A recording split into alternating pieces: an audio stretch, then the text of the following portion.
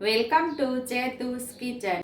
આજે આપણે બનાવીશું બચેલા ભાતમાંથી ટોમેટો રાઈસ બનાવવાના છીએ। તો આપણે બપોરે જે ભાત બચેલા એના જ આપણે ટોમેટો રાઈસ બનાવવાના છે। તો બપોરના ભાત બચેલા છે અહીંયા લઈ લીધા છે। અહીંયા એક મોટું ટમેટું આપણે ખમણીની અંદર ખમણી લીધું છે, એક મોટી ડુંગળી સુધારી લીધી છે, 5 કળી લસણની ઝીણી ઝીણી સુધારી લીધી છે। અહીંયા લીલા ધાણા, મીઠું અને રેગ્યુલર મસાલાની અંદરથી મસાલાનો ઉપયોગ કરી અને સરસ એવો ટમેટો રાઈસ તૈયાર કરશું। ગેસ ચાલુ કરીને આપણે કઢાઈ રાખી દીધી છે અને 2 નાના પાવડા જેટલું તેલ ઉમેર્યું છે।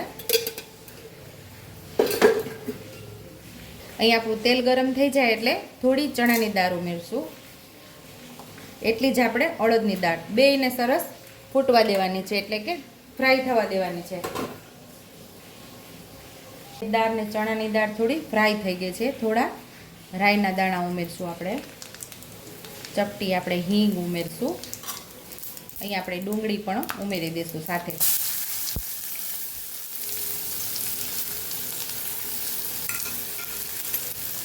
ડુંગળીને આપણે સાતળી લેવાની છે।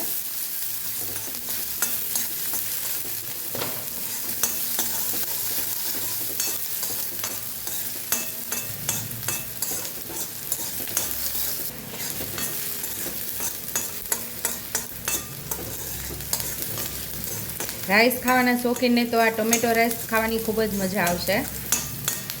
અને તમારી પાસે જો આ બચેલો ભાત ન હોય તો ભાત તમે ઓસાવી બનાવી અને ટમેટો રાઈસ કરી શકો છો। ભાત કઈ રીતે પકાવો, કઈ રીતે ઓસાવો એ આપણી ચેનલ ઉપર તમને મળી જશે। બેઠા ભાત આપણે કઈ રીતે બનાવવા, ઓસાવેલા ભાત કઈ રીતે બનાવવા એની પણ રેસીપી આપણી ચેનલ ઉપર મળી જશે। છતાં પણ તમને એ રેસીપી ન મળે તો મને કમેન્ટ બોક્સમાં કમેન્ટ કરજો કે હું તમને કઈ રીતે ભાત આપણે બનાવવા ઓસાવીને અને બેઠા ભાત એની રેસીપી આપણી ચેનલ ઉપર પાછી આપણે અપલોડ કરશું। સતળાઈ ગઈ છે તો લસણની કળીઓ પણ સાથે ઉમેરી દઈશું, એને પણ સરસ સાતળી લેવાની છે।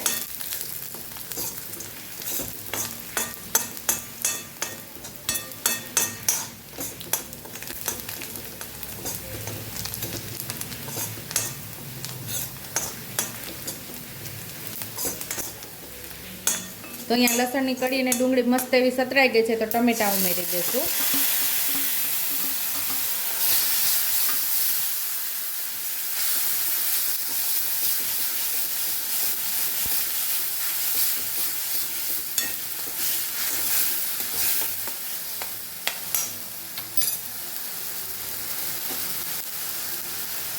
પાંચ ચમચીથી થોડી વધારે હળદર ઉમેરશું, અડધી ચમચી જેટલું લાલ મરચું પાવડર ઉમેરશું, અડધી ચમચી ધાણા જીરું પાવડર, સ્વાદ મુજબ આપણે મીઠું ઉમેરશું,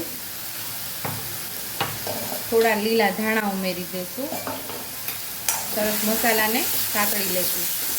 મસાલો પણ સરસ એવો સતળાઈ જશે અને ટમેટું પણ આપણે જે ઉમેરેલું ખમણીને એ પણ સરસ પાકી જશે।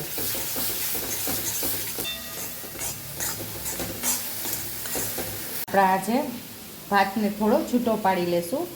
આ ભાત આપણે બેઠો બનાવેલો છે, ઓસાવેલો નથી બનાવેલો, એટલે આવી રીતે આપણે છૂટો કરવો પડે છે।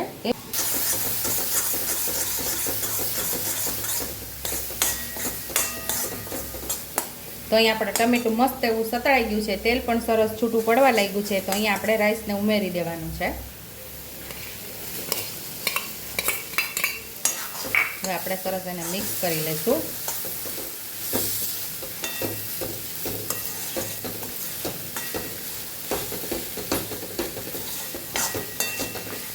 બપોરનો ભાત આપણે બચેલો હોય અને શાક ને દાળ કાંઈ બચ્યું ન હોય ને ભાત ખાવાનું બહુ મન થતું હોય તો આવી રીતે ટોમેટો રાઈસ બનાવી શકો છો। કોઈ પણ શાક બનાવવાની પણ તમારે જરૂર નહીં પડે, મજા આવી જશે આ રાઈસ ખાવાની, ટોમેટો રાઈસ।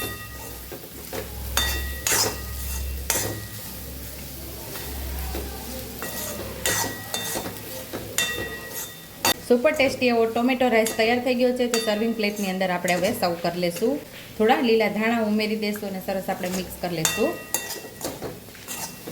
લીલા ધાણા ઉમેરવાથી આપણો રાઈસનો સ્વાદ બહુ મસ્ત એવો આવશે। ટોમેટો રાઈસ તૈયાર થઈ ગયા છે તો ઉપરથી લીલા ધાણાથી આપણે ગાર્નિશ કરી દઈશું। જો તમને મારી રેસીપી પસંદ આવી હોય તો મારી રેસીપીને લાઈક કરજો, શેર કરજો, સબસ્ક્રાઈબ કરજો, હાઈપ કરજો, બેલ આઇકોનને દબાવતા ભૂલતા નહીં અને કમેન્ટ બોક્સમાં કમેન્ટ કરજો કે મારી રેસીપી કેવી લાગી. તો આવજો.